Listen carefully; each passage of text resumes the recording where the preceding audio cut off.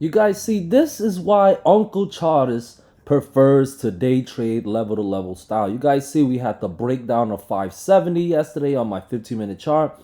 Hit 568, took most profits there, left a runner. Runner went even lower, down to 566.5-ish before it got stopped out. Overall, a green trade. But if I would have held based on the breakdown of 570 and try to swing in some puts, I mean, I'd be stressed the hell out right now because here we are back testing that 570 level. Can the Bears hold that level to keep more downside in play, or can the Bulls recapture to make yesterday a bear trap? That is the question today. Hello, everybody. Welcome. Good morning. My name is Uncle Charles. If you are new here, Uncle Charles been making a YouTube video for quite some time now. I usually make it in the aftermarket, but lately Uncle Charles has been doing it in the pre-market, and I have some people tell me they don't like the pre-market analysis because it conflicts with their schedule. And then I also have some people tell me, hey, I like the pre-market analysis because I feel like I'm better prepared for the day. So guess what? I make aftermarket analysis and I make pre-market analysis, okay? I'm doing it for everybody. Multiple videos a day from Uncle Charles. Price action, unbiased, sheep style. Bah! Let's get it. First thing we have to point out, guys, is, well, yesterday we got that pullback and it dropped and we had some bouncing, okay? We got a little bit of buying pressure. You can see the wick, okay? You can see the little wick right there on the SPY. But where is the wick coming from? Well, it didn't quite hit the 20 DMA, which is that yellow line. But y'all know the 20 DMA is constantly changing because it changes with the price action. Because like I try to teach all my viewers, or encourage all my viewers to follow the price action, the moving averages follows the price action. It's okay. So the support for that, in my opinion, is 566.5 for today. And guess what? We look at the pre-market after testing that level or close to that level yesterday. We got a bounce. We got a bounce. This is why Uncle Charles finds swing trading difficult sometimes. It's less stressful for me to just day trade. I get in, I get my money, I get the hell out, and then I eat popcorn and enjoy the rest of the show. But for those who are swing trading puts, okay, if you shorted 570 breakdown yesterday, if we recapture 570, I would cut loss. If we can stay below 570, then I would hold on. Hopefully you got time on your contract.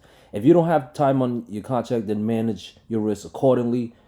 Okay, but if you do got time on your contract, I would hold a little longer if we can stay below 570, because below 570, there is a chance we can break back down 568, 566.5, which is the 20.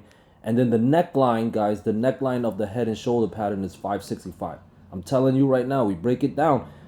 Bears take control. Don't act like Uncle didn't tell you. But we have to look to react. We can't just assume it's going to break down the levels. Because if it doesn't break down the levels and recapture 570, because you guys can see in the pre-market, we're already getting some resistance there. It's already battling at 570. So the market makers, they recognize that level. We need to recognize that level. So if bulls recapture 570, and definitely if they clear 572, I would be bullish. You guys can see yesterday 572 defended as resisted. It was the rejection there that led to the breakdown of 570. So if anybody was able to catch the top at 572 or even the breakdown of 570, that was a beautiful play to the downside. But we can see the significance of 570 and 572. Bulls need to recapture. Uncle don't just make up levels off the top of my head, okay? I have to look at the charts for you guys. And if I was wrong about the 570 level, then why did the breakdown trigger a nice move to the downside? And you guys can see, why is the market respecting that 570 level? Why is it battling there? Why is it pausing there? Because there was a bunch of either sell orders or buy orders there. If you got level 2, you'll be able to see it. You'll be able to see it. But Uncle got experience with charting, so I can just eyeball this stuff and I'll be able to see where the buy and sell orders are. And I want you guys to have that same ability. And you guys can see it, 570, 572. Those are the levels that bulls need to clear today to put 573.7, 575, and 576.5 in play. Guys, trading is stressful. That's why I do it level to level. I trade it one level at a time. one trade at a time. Okay, because if I start taking on too much or hoping for bigger move, I'm gonna get anxiety and a half. I'm gonna be stressed out. Once I get stressed out, a different part of my brain gonna activate, the lizard brain, the fight or freeze response part of my brain, and that's not the part of the brain that we want to use when we are trading. Okay, because then we're gonna start getting in survival mode. That's not the part of the brain we want to use when we are training. We want to be calm, we want to be collected. We don't want to fight the price action. We don't want to freeze and not be able to make a decision. Should we cut loss? Should we enter? Should we exit? No. Okay, and we don't want to flight. We don't want to run away from this challenge. Otherwise, our dreams will never come true. We have to take it head on. Anyways, 570 and 572 clears, bullish. 570 defends as resistant, 568 and 566.5 breakdown, bearish. Okay, let's try to keep it simple. Simplicity is the way. Okay, simplicity. Okay, I'm not going to give you guys 5,000, 10,000 different ways to look at the market. I give you one way, the sheep style way, the best way. Okay, triple Q. It looked like that head and shoulder pattern wanted to play out. Unfortunately for the the bears, we got some bounces. Okay, bulls avoided a breakdown of the 482 level. Okay, mind you, that is a critical fib level. If I zoom to the left, that is a critical fib level, and they avoided a breakdown. Now they're bouncing in the pre-market. If this is not a dead cat bounce, then levels that were lost yesterday need to recapture. 43.5 was one of those levels, but we're gapping back above now. If it can stay above and clear 485, I would trust it more. Remember this, the head and shoulder pattern is invalidated if we get above 487. And we had dark pool levels around 487.7-ish, around there. So we get above those levels, guys. That bearish pattern is invalidated. If it's invalidated, we got to adjust. We can't just keep saying it's bearish, it's bearish. Got to follow the price action. And if to keep it validated, to keep it as a possibility, 483.5, 482, 480.5, and 478.7 are the levels that still must break down. Do not force the trade, and do not force the price action to do what you think it should do. The price action does its thing. It's not going to do what you wanted to do. Our job is our P&L. We just follow the price action, take whatever gifts the market wants to give us. Okay, remember, we don't make money in the stock market. Our money makes money. All right, let's move on to NVDA. Ooh, that was smooth. Anyway, NVDA is in breakout mode. We broke out the multi-month trend line yesterday. When we intraday, we broke out 125. It was a beautiful trade. Got to a nice high of 130.6, but a little more than a $5 move, just a little bit more. Okay, but we are in breakout mode. That means NVDA is bullish right now. Okay, if there is more follow through, if there's more follow through, 130 and 131.5 must clear to get us higher. We could possibly head up to 136 or higher than that, but it has to clear 130 and 136. Could be a really nice move to the upside. Don't argue with the price action. Now, if it is pullback time, then it has to come in the form of a false breakout. It has to come in the form of breakdowns of support. All right, 128.5, 127, and 125 critical one are support levels. Those levels must fail to look to short.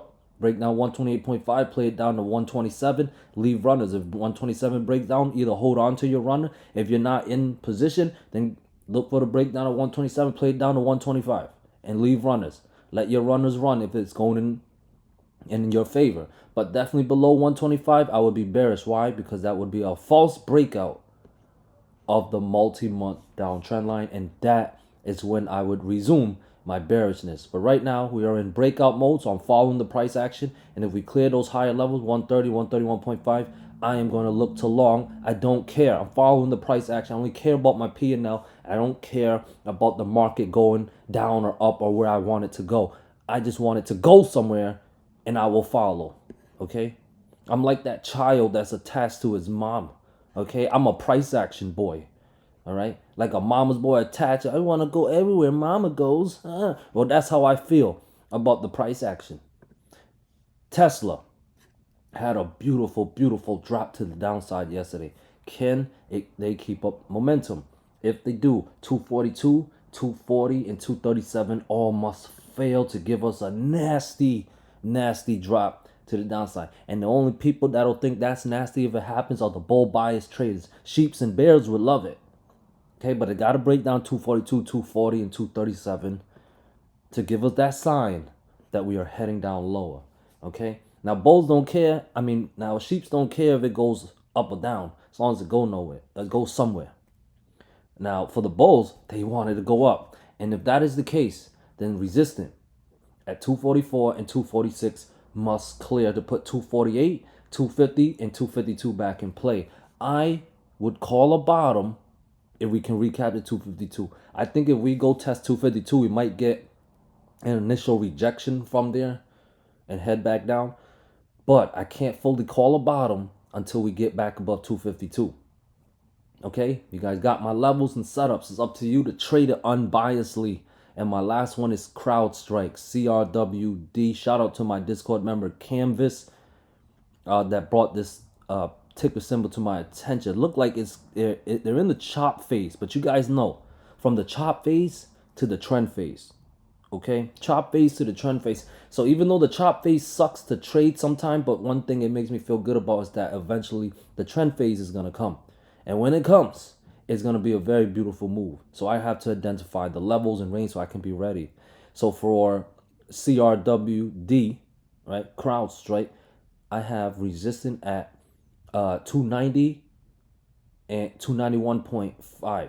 Okay, that's based on this down green trend line. We break out above 291.5. That's a breakout mode. Put in 293, 296. Both in play, and above 296 would be very bullish. A bottom could be in if 296 clears, possibly head us back to the 300 area or higher. All right. If we want to head down, if this is truly a second test with a rejection that leads to a lower low to keep the trend bearish, support level must fail as usual. Support's at 288. I've won at 285.7. Pullback time, especially if we lose 285.7 all the way down to 281.3, 280, maybe all the way back down to 276.4. But either way, I would definitely be bearish when support fails, especially 285.7. Look to react unbiasedly, like a sheep, up or down, all around, in town, out of town, downtown, uptown. It doesn't matter. Bah, we gonna get it. Good luck today. Peace.